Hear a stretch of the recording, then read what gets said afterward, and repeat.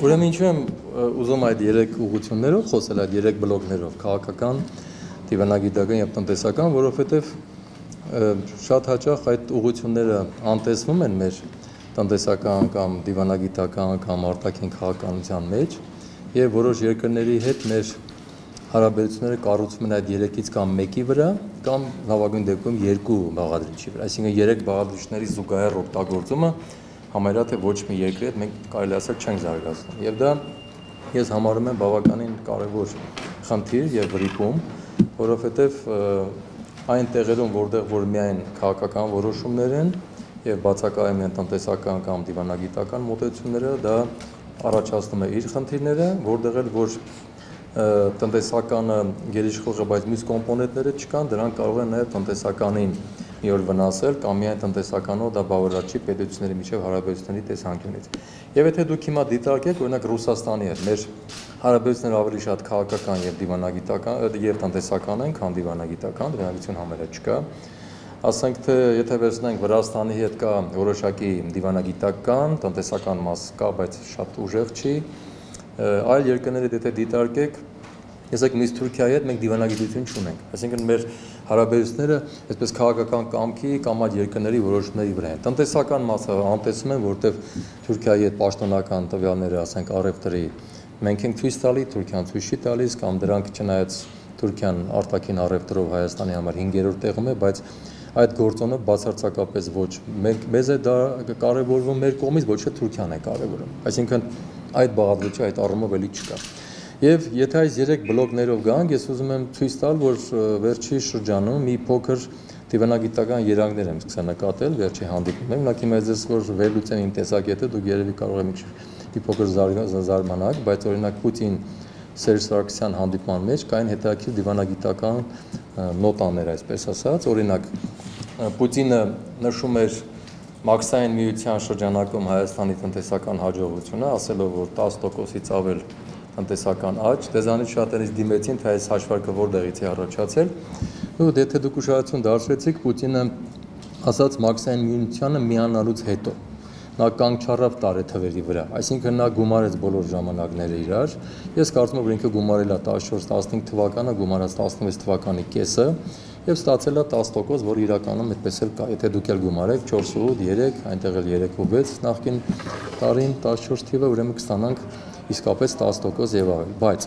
դիվանագիտական երանգը որն էր, որ ինքը կարծես խոսում էր տնտեսականի մասին, բայց չնշեց, որ դա հիմնականում եղել է պանոված Ռուսաստանը, որտեղ մենք գիտենք, որ Մաքսային միության շրջանակում Հայաստանը հիմնական գործընկեր բացի Ռուսաստանից չունի, ոչ Ղազախստանը, ոչ Բելարուսիան, առավել եւս Ղրղըզստանը դրանք տնտեսական գործընկերներ չեն։ Ես հիշում եք, բազմիցս վերլուծել եմ, որ Ղազախստանի հետ արտաքին առևտրը 0.2%-ա, 26-րդ տեղն է, Բելարուսիան 0.8%, մոտ 18-րդ տեղն է, Ղրղըզստանի հետ $450,000, ընդամենը կես միլիոն էլ չի հասնում արտաքին առևտրը, այսինքն Ղրղըզստանը ընդհանրապես բացակայում է, բայց ինչն էր այստեղ կարևորը, երբ որ ինքը ասում էր Մաքսային միություն, նա մի քանի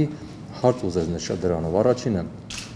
որ Մաքսային միությունը օգտակար է, դա վերաբերում է նաև Ադրբեջանին այդ մեսիջի իմ կարծիքով, որովհետև Ադրբեջանը նա գտնվում է հիմա այդպես այդ սիրավեպերի մեջ, այսպես ասած, Ռուսաստանը եւ փորձում է Ադրբեջանին կայթակղել ռազմական, Ղարաբաղի հետ կապված խնդիրների, տնտեսական հարցերով կամ այդ ճանապարհային ուղիները կառուցելու եւ Մաքսային միության այդ մեսիջը նաև ուղղված էր Ադրբեջանին։ Երկրորդ, նա ուզեց ցույց տալ, որ Մաքսային միությունը իրեն արդարացնող կառույց է։ Նա կարող էր հաճույքով ասել Ռուսաստանի շնորհիվ, բայց այս անգամ նա հրաժարվեց այդ մասը նշելուց, Մաքսային միությունը դրեց առաջնահերթ, որը նույնպես դիվանագիտական էր։ Սերժ Սարգսյանը շատ դիվանագիտական պատասխան տվեց։ Իդեպ, եթե դուք խորացաք սպորտսմենների օրինակը պատահական չէր, որ մենք միանանք Հայաստանի, ասենք Ռուսաստանի ցակումով հայերը կարևոր տեղեր են գրավում, նա դրանով ուզեց ասել, որ միշտ խոսվել այն մասին, որ հայերը Ռուսաստանում աշխատում են, փող են ուղարկում Հայաստան, այսինքն իրենք կարծես թե Ռուսաստանին օգուտ չէին տալիս, դեռ մի բան տրանսֆերներ են ուղարկում, խեղճ Ռուսաստանը տնտեսապես տուժում էր, բայց մեսիջը նաև այն էր, որ մենք տեսեք հայ ցակումով սպորտսմենները ես համար պատվաբեր հնարավորություններ առաջացրեցին, բայց ավելի կարևոր մեսիջը վերջն էր, որ ինքը ամփոփեց ասելով առողջ մարմնում, առողջ հոգի։ Ես կարծում եմ, որ ինքը նկատվում է Մաքսային միությունը, որտեղ երբ որ Պուտինը ակնարկում էր Մաքսային միության շրջանակում տնտեսական զարգացումները, կարծում եմ, որ Սերժ Սարգսյանը դրանով ուզեց հակադարձել, որ մենք ակնկալում ենք առողջ Մաքսային միություն, որտեղ առողջ հոգի եւ առողջ մարմին ա պետք, որը գոյություն չունի իրականում։ Մենք գիտենք, որ գործ ունենք մի հիվանդ երկրների համակարգի հետ, կոռումպացված, տնտեսապես թեր զարգացած եւ ավտորիտար ռեժիմ ունեցող։ Ես կարծում եմ, որ այս ակնարկը նաեւ կարելի է վերագրել դրան։ Հիմա գանք ուրեմն ապագա խնդիրներին եւ ներկա իրավիճակին։ Անշուշտ Հայաստանի կառավարությունը որոշ քայլեր կատարում է։ Ես ասեմ ձեզ, որ մի քանի առիթով ասել եմ, այս ներկայիս կառավարության քայլերը ավելի գործնական են, ավելի կոնկրետ են, քան նախկին կառավարության դեպքում։ Վերջերս էլ տեսակ որոշ արտոնություններ, որոշելի փոփոխություններ։ Ինչ շատ օրինակ դուր եկել ես հանդիպել եմ տարածքային եւ զարգացման նախարարի հետ, որ արդեն վերջապես կառավարության ներսում եւ նաեւ հանձինս նախարարի անձամբ դա տեսակետ մարզերում զարգացնել տարբեր արտադրություններ, որովհետեւ միշտ ասել եմ, որ տպավորություն է, որ Հայաստանի ամբողջ բեռը կրում է մի մասը եւ համայնքները կարծես այդ բեռից դուրս են։ Եթե դուք ուշադրություն եք դարձնում, սկսած Երևանի քաղաքապետարանից տնտեսական ծրագրեր չկան, հարկ էր բոլորը հաճույքով հավաքում են տեղական տուրքեր եւ այլն, բայց ինչի վրա են ծախսում, որ ուղղությունների վրա են ծախսում, իրականում համայնքները, մանավանդ մարզային համայնքները սոցիալ-տնտեսական որևէ ծրագիր չեն իրականացնում։ Իրենք ոչ ինկուբատորներ են ստեղծում, ոչ տեղեկատվական կենտրոններ, ոչ կարգին գրադարաններ, ոչ ինչ-որ թրեյնինգային կենտրոններ, ոչ ասենք թե բիզնեսի զարգացման համար ինչ-որ արտոնյալ իրավիճակներ կամ ասենք եռակողմ մոդելներ բանկերի եւ բիզնեսի հետ եւ այլն։ Եվ այսօր այդ մոտեցումը կարեւոր է, որովհետեւ ես ձեզ ասել եմ մի քանի անգամ, որ նաեւ վարչապետն եմ ասել մի քանի օր առաջ, որ գյուղապետարաններ կան, որոնք նստած են ահավոր դոտացիաների վրա, մինչև 82%-ի հասնող դոտացիա, բայց նաեւ այդ նույն քաղաքապետարանի գյուղապետարանը չի զլանում ամիսը 600,000 դրամ ծախսել մեքենայի պահպանման համար, որ իմ համար շատ զավեշտական է, թե այդ գյուղապետը ամեն օր է գնում գալիս, որ ամիսը 600,000 դրամ ինքը պետք է, ասենք, ծախսեր ցույց տա բյուջեում, այն էլ պետական դոտացիայի հաշվին, որ ինքը մեքենայի պահպանման ծախսեր ունի։ Թող 100,000 լինի աշխատավարձ, գյուղտեղ ոնց որ ասում են, մի 100,000 բենզին, մի 100,000 թողնի շատ վերանորոգման, բայց մնացած 300,000 ինչի վրա է ծախսում։ Ուրեմն սա կոռուպցիոն նաև ռիսկեր է պահանջում, պարունակում, այստեղ ավագանում նաև խնդիրներ կան, եւ փաստորեն համայնքների դերակատարությունը պետք է լուրջ վերանայվի։ Եվ համայնքների այս նախարարության միջոցով համայնքներում ինչ-որ արտադրություններ սկսել է կամ համայնքների նաև այս վերջին կառավարության որոշումը, որ կախված հեռավորությունից, կախված բարձրությունից դոտացիայի գործակիցները պետք է փոխվեն, վերանայվեն, որպեսզի հավասար ռեժիմներում չգտնվեն մոտիկ կամ հեռու համայնքները, դա նույնպես կարևոր եմ համարում։ Այստեղ մի հատ խնդիր կա, որ ես ուզում եմ անդրադառնալ հանրապետության նախագահի ելույթին, երբ որ ասում էր ստեղծել ազգային ուրեմն համաձայնության իշխանություն, չէ՞։ Ես այստեղ որոշ անհանգստություններ ունեմ, ինչ առումով, որ մի քանի առիթով ասել եմ, որ շատ գյուղապետեր, պատգամավորներ, որոշ տարբեր պետական պաշտոնյաներ եւ նախկին պաշտոնյաներ, որոնք բիզնեսի մեջ են կամ այլ ուրեմն մարդիկ, որոնք որ իշխանությունների հետ ինտեգրված են եւ որոշ քաղաքական կուսակցության ներկայացուցիչներ, պարզապես նստած են ժողովրդի շալակը։ Ես անհանգստանում եմ, որ այդ համաձայնության իշխանությունը ստեղծելուց շալակը բարձրացողները չավելանան, այսինքն այնպես չլինի, որ մենք ստեղծում ենք ազգային համաձայնության իշխանություն, նորերն են գալիս միանում, որտեղ եթե հներին չենք իջացնում, նորերն ենք ավելացնում։ Նշանակում է, որ շալակ բարձրացողների թիվը արհեստականորեն պիտի ավելանա իմ կարծիքով։ Սա ռիսկային եմ համարում եւ դրա համար շատ ես տարբեր առիթներով ասել եմ, հիմա էլ եմ ուզում էլի կոչ անել, որ ոչ թե պետք է ամիսներ սպասել, ինչպես ասվեց, այլ ուղղակի շատ հրատապ փոխությունների կարիք կա։ Պետք է ցրել այդ ամբողջ երկինքը, մաքրել, արև պետք է տեսնեն բոլորը, մարդու իրավունքներ, ազատություն, բիզնեսը նաև ազատ շունչ պետք է քաշի եւ այդ տեղական մարմինները, որոնք այսօր տուրքեր հավաքելով ոչինչ չեն վերադարձնում, մսխում են գումարները եւ նստած են դոտացիաների վրա, հսկայական գումարներ, սրանք ուրեմն պետք է փոխվեն։ Եվ այսօր ասեմ ձեզ, օրինակներ կան վերջերս քաղաքապետարանի կամ թաղապետարանի, ուրեմն ձեռնարկություններ կան, որոնք աղբանության պայմանագիր չունեն կնքած, իրենք չեն էլ կնքել, բայց ինչ որ տարիներով սպասելուց հետո մի անգամից ինչ որ մեծ գումարների ուժ ու տուգանքով թվեր են ներկայացրել, որում նաև ինչն է զավեշտականը։ լուծարելու սնանկացում ճանաչելու հայտեր են ներկայացնում կազմակերպ, այսինքն բացարձակապես տեղական համայնքները չեն անցնում եւ իրենք ոչ մի բիզնես չստեղծելով իրենք շատ հեշտ ու հանգիստ կարող են սանկցիաներ ներկայացնել, նույնիսկ աղբահանության գումարներ չվճարել, երբ որ իրենք են մեղավոր, պայմանագրեր չեն կնքել, բայց ներկայացնել նման սանկցիաներ ընդդուք միջև սնանկացման։ Այսինքն զարմանալի է, որ այս երկրում դեռևս շատ պաշտոնյաներ ու կառույցի ղեկավարներ չեն գնահատում տնտեսության կարևորությունը, բիզնեսի կարևորությունը, գործատուների դերակատարությունը եւ այլն։ Եվ ցավոք սրտի դեսեք ինչ իրավիճակ է առաջացել։ Եթե Ամերիկայում հանգիստ կարող են ասել, որ սա մեր հարկատուների փողն է, ոնց որ ասենք նաեւ USAID-ն իր օգնությունն է ասում։ Հայաստանում արդեն մենք դա չենք կարող ասել, որտեղ ես հիմա եթե ասեմ մեր հարկատուների փողերը դուք մեզ որակյալ ծառայություն չեք մատուցում, շատ հանգիստ նրանք կարող են հակադարձել, իրենց լկտիությունը թույլ է տալիս, որ այդ հարկերի մի մասը նաև իրենք են վճարում, որտեղ իրենք այնքան են մխրճվել բիզնեսի մեջ, որ իրենք են հարկատու արդեն։ Եվ ինչքան են տալիս կամ ինչքան չեն տալիս, դա ուրիշ խնդիր է, բայց մենք արդեն լրիվ ազնվորեն չենք կարող ասել, որ սա մեր հարկատուների ազնիվ փողն է, որ դուք պետք է որակյալ ծառայություններ մատուցեք, բայց իրականում նաև իրենք են մտել այդ դաշտը, իրենք են դարձել հարկատու։ Նայած թե ում ինչ են տալիս, որտեղ են տալիս, ինչպես են մուծում, ում են մուծվում, սրանք ուրիշ խնդիրներ են։ Տնտեսական առումով ասեմ դեռ ներդրումների խնդիր չկա, ես բազմիցս ասել եմ, Հայաստանում ներդրումները կուժանան, ծես տարօրինակ է թվում, բայց ես ասեմ դες, եւ հենց վաղը մենք ունենք կարևոր հանդիպում, որը մենք ենք կազմակերպել, Հայաստանը այցելում աշխարհահռչակ Schneider Electric ընկերությունը, վաղը մենք հանդիպելու ենք նաեւ վարչապետի հետ, այդ կառույցը ԱՊ երկրներում եւ Ռուսաստանում ունի 6 գործարաններ եւ 13000 աշխատողներ միայն, գլխավոր գրասենյակը գտնվում է Փարիզում, դա ֆրանսիական ընկերություն է, եւ իրենք հետաքրքրված են Հայաստանում իրենց օֆիսը ստեղծել, հետագա ներդրումներ կատարել, գուցե եւ արտադրությունների պատվերներ տալ, եւ տարածաշրջանում գրասենյակ չկա, դա կլինի Հայաստանում եւ նման կազմակերպության գալը բավականին բարձր վարկանիշ ունեցող կազմակերպության կարեւոր է, որտեղ դա նաեւ որոշակի վստահություն կառաջացնի այլ ներդրողների հանդեպ։ Մենք հրավիրել ենք եւ իրենք արևային էներգետիկայի, քամու էներգետիկայի բնագավառում ցանցերի համակարգերի լավացման,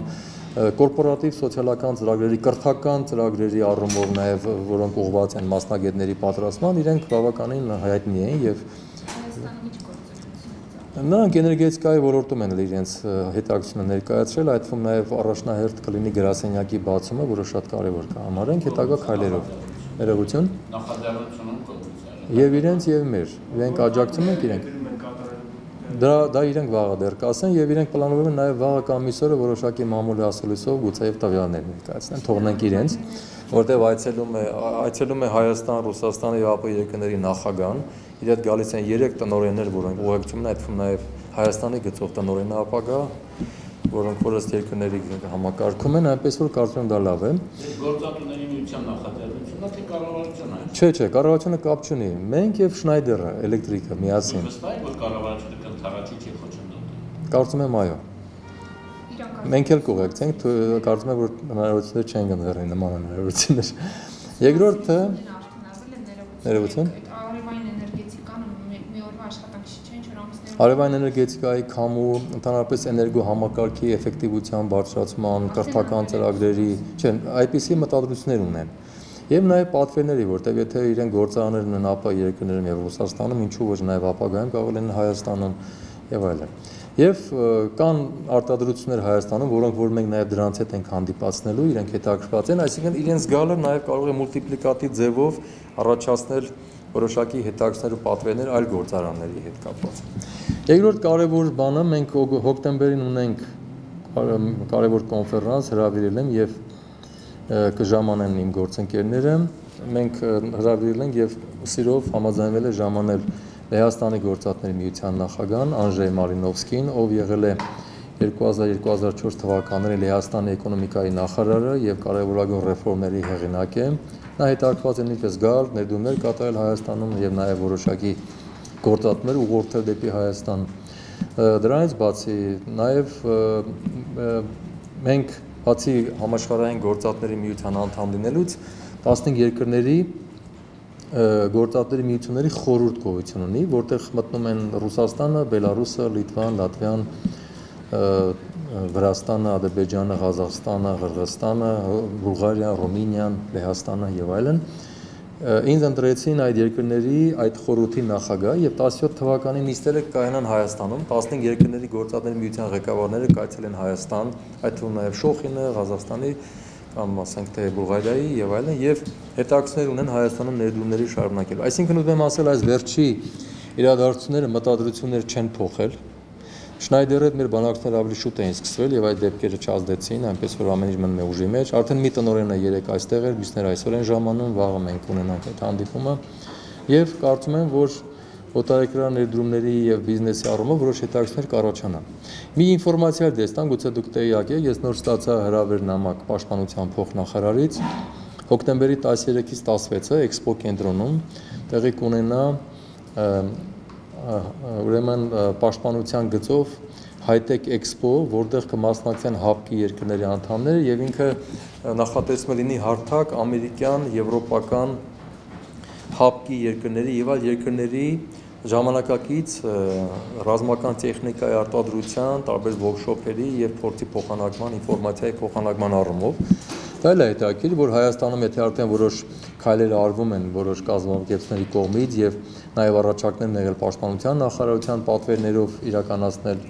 նոր սարքավորումների նախագծում կամ արտադրություններ, նաեւ այս հարթակի ստեղծումը կարծում եմ դա նույնպես հետաքրքրություն կներկայացնի, որտեղ դա միջազգային հարթակ է լինելու, ընդ որում Հայաստանում։ Դա է կարծում եմ էլի հետաքրքիր է։ Բելուց դրան այլ հետաքրքիր բաներ կան, որոնք որ այս տարի կխթանեն։ Դուք գիտեք, հոկտեմբերի 5-ից 7-ը հայ-իրանական էքսպոն է լինելու, բավականին լավ պայմաններով եւ շատ ընկերություններ մեկնելու են Իրանում։ Սեպտեմբերի 19-ից 21-ը կլինի Made in Armenia, պատրաստված է Հայաստանում երկրորդ անգամվա ցուցահանդեսը, որը կարծում եմ էլի որոշակի խթանման նշանակություն կունենա։ Մենք ունենք տանդեմ եւ այցելություն Դանիա-Գերմանիա, որտեղ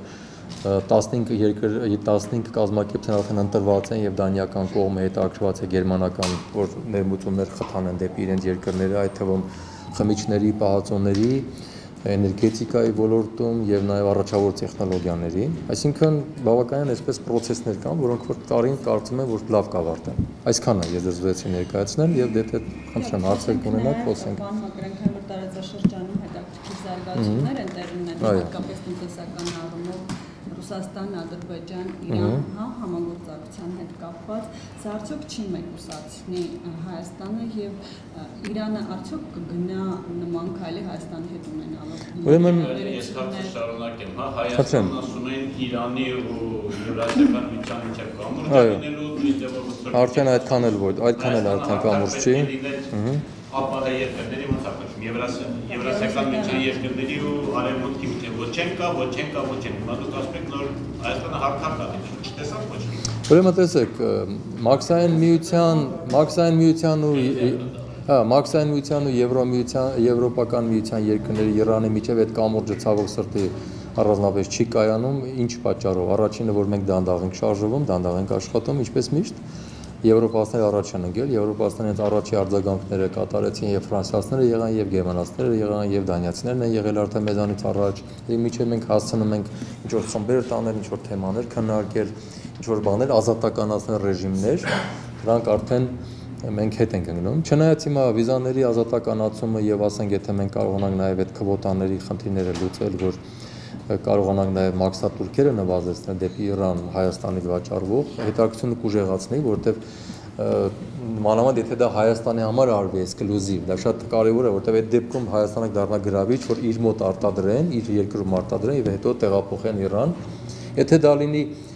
բոլոր երկրների համար, մենք առավելություն չենք ձեռք բերի։ Դրա համար Հայաստանը պիտի բանակցի, որ հայկական ապրանքների ներմուծումը դեպի Իրան ունենան էքսկլյուզիվ մաքսատուրքեր, ինչպես ասենք GSP+-ի դեպքում մենք ունենք եվրոպական երկրների եւ այլի դեպքում, սա մեկ։ Երկրորդ, ես այս դրա համար պատահական չնշեցի ամենասկզբում քաղաքական դիվանագիտական տնտեսական։ Մեր դիվանագիտությունը կաղում է այդ հարցում։ Մենք փաստորեն դիվանագիտական վրիպումներ թույլ տվեցինք։ Այսինքն եթե Իրան, Ադրբեջան, Ռուսաստանը կարողացան միավորվել, մենք կա դիվանագիտական հարաբերություններին չենք տիրապետել, չենք լսել, կամ ցույց ենք տվել, թե չգիտեինք, կամ գիտեինք, ոչինչ չենք անում, մենք ցույց տվեցինք, որ էլի մենք դիվանագիտություն չկիրառեցինք։ Իսկ այստեղ հենց պետք էր բանակցել եւ դիվանագիտական լեզուն պետք էր հենց աշխատացվել։ Դա երկուս եւ երրորդ խնդիրը, որ օրինակ Հայաստանը դեռ էլի ունի հնարավորություններ, ասենք ոնց ասած տարբերակներ, շանսեր, դեռ որ կարող է կիրառել Հայաստանում գրանցվող ընկերությունների դեպքում, որովհետև նաև այդ նույն GSP Plus-ի համակարգը պիտի լավ աշխատացի, բայց այստեղ մի հատ խնդրեմ առաջացավ։ GSP Plus-ի հետ կապված դուք հիշում եք, ես ասել եմ 26 կոնվենցիաների պահանջ է դրված GSP Plus-ի պայմանները եւ 15 կոնվենցիաները, որոնք վերաբերում են մարդու իրավունքներին, Եվրամիության պատվիրակության պատվերով տարբեր քաղաքացիական հասարակության էքսպերտներ վերլուծեցին մարդու իրավունքների հետ կապված կոնվենցիաների կատարման ընթացքը եւ այդ արդյունքները դեռ չամփոփված սկսվեցին այս սասնատռի հետ կապված դեպքերը եւ մարդու իրավունքների հետ կապված մենք տեսանք, որ տեսական կամ զեկույցների կամ վերլուծությունը մի մակարդակ ուներ, բայց իրական կյանքը ուրիշ բան ցույց տվեց։ Այսինքն մենք միանգամից վնասեցինք այդ ռեպորտը տալու մեր հնարավորությունը։ Ես կարծում եմ, որ հիմա հավանաբար այդ էքսպերտները պետք է վերանային այդ ռեպորտները կամ եվրոպական պատվիրակությունը պարզապես կարող է այլ վերաբերվի, ասելով, որ ռեպորտներում շատ բաներ գեղեցիկ են ներևում, բայց իրական կյանքը ուրիշ բան ցույց տվեց։ Եվ GSP Plus-ի այդ իրավունքը մենք պետք է պահպանենք, ինչու, որովհետև այսօր դա շատ գայթակղիչ է, որ ցանկացած երկրի արտադրողը Հայաստանում ստեղծի բիզնես, որպեսզի գոնե այդ GSP Plus հնարավորություններից օգտվի։ Դա բավականին գրավիչ բան է։ Առավել, որ դուք քանի անգամ դիմել եք տարբեր լրագրողներ, GSP Plus-ի առումով մենք առանձնապես փայլուն ցուցանիշներ չունենք։ Այսինքն շատ ընկերություններ կարող են դրան դիմել, օգտվել, շատերը չեն դիմում, չեն օգտվում, անգլերեն լեզվի խնդիր ունեն կամ պարզապես արտադրանքի խնդիր կա եւ այլ եւ այլ։ Դեպի դուրս շուկաներ գնալը ես կարևորում եմ նաև կոռուպցիայի դեմ պայքարում եւ ստվերի դեմ պայքարում, որտեղ եթե մենք դրսի շուկաներ են գնում եւ ցիվիլ շուկաներում ենք հանդես գալի, մենք արդեն ստվերի մասին չենք մտածի, կոռուպցիոն ռիսկերը կնվազեն։ Այսինքն այդ երկու երևույթը, որոնք քույրերի նման իրար հետ կապված են, երկուօրյակային դուետ է դա, կոռուպցիան եւ ստվերը իրար հետ են աշխատում։ Մենք փորձենք դրանով էլ լավացնել վիճակը։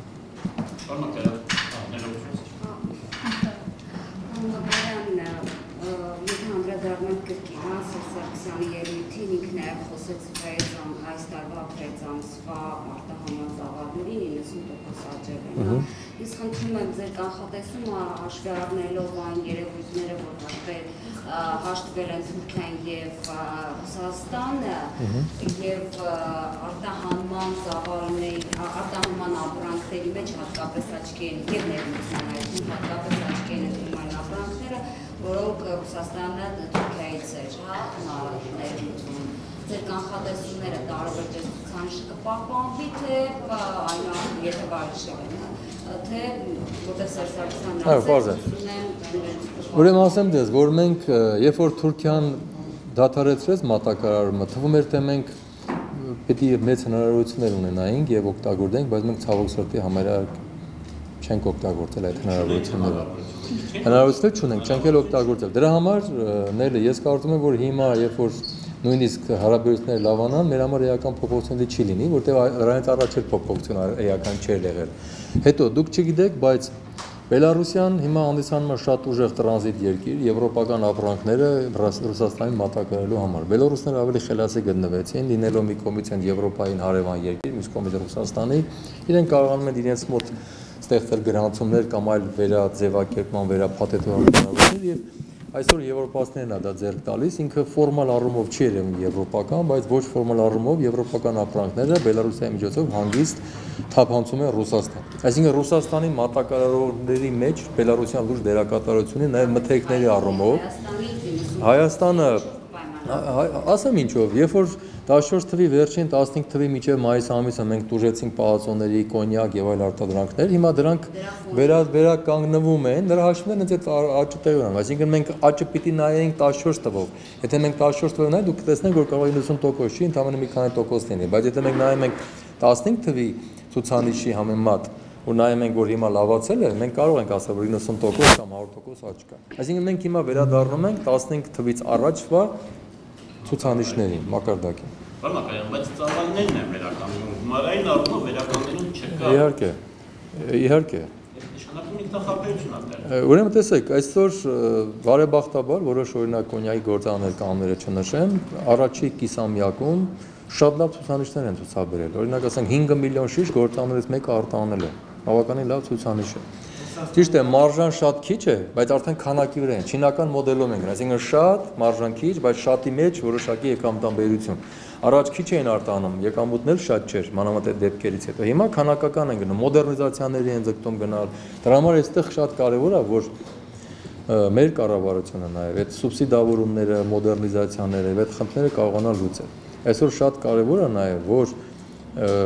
ես նաև նույն բանը խոսել եմ տարածքային կառավարման նախարարի հետ, որ միջանկյալ պահպանման ռեժիմներ մենք ստեղծենք, օրինակ սառնարաններ, կիսաֆաբրիկատներ, կիսամշակված, որտեղ մի քանի անգամ ասել եմ ձեզ, ինչու պիտի պահածոյի գործարանը սկսի աշխատել հունիսից նոյեմբերին կանգնի։ Երբ որ կարելի է ստեղծել կիսաֆաբրիկատներ, սառնարաններում պահել եւ ամբողջ տարին իրեն մատակարարել է սառնարաններից հումք, որը նա վերցնի վերամշակի միջև վերջ։ Այդ դեպքում ինքը ավելի ռենտաբելնի կդառնա, իր աշխատողներին չի ցրի այդ սեզոնին, աշխատատեղերի խնդիրը կարգավորված կլինի, հարկերի խնդիր, շրջանառության խնդիր, հետո այսպես է, սեզոնային գործարանը երբեք չի կարող լինել մրցունակ, որտեղ տարվա կեսը կանգնած ես մի կեսը աշխատում է, դա երբեք չի կարող լինել այն էֆեկտիվությունը, որը կարելի է ունել ամբողջ տարի շուրջ տարի աշխատելով։ Դրա համար այս ռեժիմների մասին պետք է մտածել նաև։ Այսինքն պետությունը պետք է գնա նաև այդ խնդիրները, որ միջանկյալ արտադրանքերը ավելացած արժեք չհաշվեն, չհաշվարկեն, չգանձեն։ Այսինքն ինքը եթե պահպանման ռեժիմում է միջանկյալ փուլում, ինքը պետք է հանգիստ պահպանման ռեժիմի մեջ գտնվի, հարկերի ռեժիմ չունենա, երբ որ ինքը սկսի վերցնել վերամշակել նոր հարկերի հաշվար գնա։ Սրանք շատ կարևոր են, որտեղ երբ որ միջանկյալ ապրանքի ասում են արդեն պրոդուկտը ու դրա վրա հարկ են հաշվում, հետո տեսեք խաղողագործության հետ կապված եւ կոնյակագործության։ Դուք գիտեք, կոնյակը նվազագույնը պետք է լինի 3 տարեկան։ Հիմա եթե նրանք խաղողը մթերեցին շատ անցյալ տարի, այս տարի նույն խնդրեմը պետք է լինի, որ չեն կարողանա մթերել, եթե մենք չսուբսիդավորենք, չօգնենք, որտեղ անցյալ տարի այնքան են մթերել, որ ու 3 տարի դեռ ինքը պիտի սպասի, մինչև առաջի կոնյակը կվաճառի, որ անցյալ տարվա մթերած խաղողի գումարը հետ բերի։ Բայց 3 տարի եթե պետությունը չօգնի, գործան ինչպես կարող ամեն տարի նույն ծավալով մթերի ու սպասի, մինչև ինքը պիտի վաճառի։ Այսինքն պետական պարզ տրամաբանական խելացի քայլեր պիտի արվի։ Պարզ տրամաբանական խելացի քայլեր։ Եթե չենք անելու, ել ենք տուժելու, պարզ ասում եմ դες։ Ոչ քաղաքականություն պետք է մշակվի, Իհարկե, բնականաբար։ Դրա համար պիտի արվի։ Արագ զարգացումներ են տեղի ունենում, 7 տարի մենք խոսում ենք Բասկաստանի հետ երկաթգծի կառուցման Շատ ճիշտ է։ Իհարկե, իհարկե։ Դե որտեղ մենք այդպես սիրում ենք խոսել, շահերի բախում, մենք դիվանագիտություն չենք իրար, մենք ասում ենք թե Ռուսաստանի քաղաքական կամքը մեզ թույլ կտա, թե թույլ չի տա։ Մենք պետք է դիվանագիտություն աշխատացնենք։ Մի հոգու որոշելի կա։ Դե թեկուզ եւ, բայց չէ որ եթե մենք նայում ենք երկրի կառուցվածքը եւ սահմանադրությունը, մենք ունենք բոլոր մակարդակների ինստիտուտները, չէ՞։ Մենք պետք է բոլոր մակարդակների ինստիտուտները աշխատացնենք։ Դա եմ ուզում ասել։ Բոլոր մակարդակները պետք է աշխատեն։ Այլ ասեցիք դիվանագիտական Ռուսաստանը մի կողմ է թողնում, ԱՊՀ չի ինչա կոչվում, Եվրասիական միության մյուս երկրների հետ Հայաստանի հարաբերությունները ինչպիսին է, եւ տնտեսական չկա, դիվանագիտական չկա, բայց մենք նույն ընտանիքի անդամ ենք։ Աբսուրդ չէ։ Քաղաքական էլ չկա ամեն։ Քաղաքական էլ չի։ Այսինքն 0 ենք, տեսնում եք, 3 մակարդակներ չի գործում։ Բայց ինչ ընտանիք։ Դե դա վատ է, դա էլ ասում եմ, պիտի աշխատացվի։ Ուրեմն պետք է ուղիներ գտնել։ Եթե տնտեսականը չի ստացվում Ղազախստանի կամ Բելարուսի հետ, ուրեմն պետք է փորձել այլ լեզուներ գտնել, դիվանագիտական, քաղաքական, հետաքրքրություններ։ Իհարկե, բնականաբար։ Դրա համար Պուտինը գովեց Մաքսային միությունը, որովհետև իրան այդպես էր պետք այս անգամ։ Եվ ինքը դիվանագիտական քայլ արեց։ Եվ հաստատում չկա, ասպեկտն տարածքային կառավարման այնտեղ էլ էլի քաղաքականությունն է պետք։ Նախարարը այսօր մի նախարարը մի բան ասում, վաղը չենք սուր շաբաթը մենք փոխվում են նախարարը, եկան լրի ուրիշ բան ասել։ Հիմա քաղաքականությունը որոշակի մշակվում է,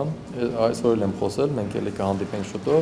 մենք էլ այսպես կոնսոլիդացված պիտի գնանք, նաև էկոնոմիկայի նախարարության հետ օրինակ թուրքական կամ այլ երկրների փոխարինման, օրինակ էկոնոմիկայի նախարարությունը 1700 թուրքական ապրանքատեսակից առանձնացրել 50-ը, որոնք իր կարծիքով ավելի իրատեսական են Հայաստանում արտադրվել։ Ես կասեի, որ դրանցից կեսը սխալ են ընտրված։ Պարզ ձեզ ասում եմ հիմա։ Եվ քննարկման ժամանակ էլ են դժգոհություն արտահայտել, որ դրանք ճիշտ չեն որոշված, որովհետև որոշակի կաշկանդվածություն կա էկոնոմիկայի նախարարության մեջ էլ։ Օրինակ տեսեք հետաքրքիր կաշկանդվածություն, որ իրենք կարծում են, որ եթե մենք հագուստի արտադրությունը շատ արագ զարգացնենք, որ Հայաստանը ունի պոտենցիալ եւ որոշակի քայլեր կան դրական, գիտեք արդեն, նաեւ էքսպորտի առումով հագուստի ծավալները ավելացան։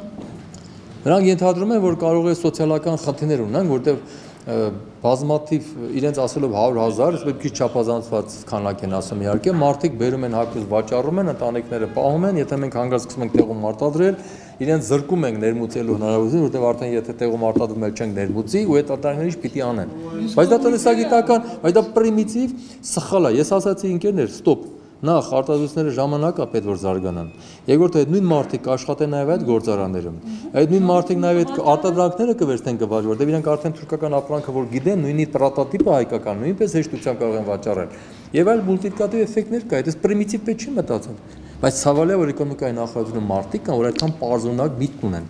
Այդպես են մտածում։ Պետք է փոխել դա։ Դրա համար փոխել է պետք, Աշոտ ջան։ Դրա համար մենք խիստ պետք է բոլոր անդամ բացենք։ Էկոնոմիկայի նախարարը իմ հարցումից պատասխանեց, որ Հայաստանի տնտեսությունը ճգնաժամից դուրս է եկել վերելքի տեսուհին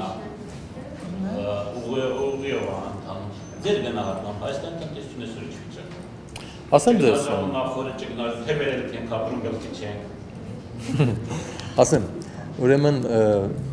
կարող ենք վերելք ունենանք երկար ժամանակ վել գլխի չընկնենք, ասեմ ինչի համար։ Այդ էլ պատճառ ունի, որովհետև մենք այնքան շատ խնդիրներ ուրիշ ունենք, ու նաև այդ վերելքը հաճախ տեղ ունենում իմ ասած այն մյուս կոնտինգենտի հաշվին, որոնք մտել են բիզնեսի մեջ, որը որ մենք հաճախ կարող ենք չնկատենք։ Բայց վերելքի առաջի իրոք բաները նկատելի են որոշակի, բայց կարծում եմ, որ մենք մի 2-3 ամիս հետո ավելի ռեալ կտեսնենք որոշ ցուցանիշներ իսկապես։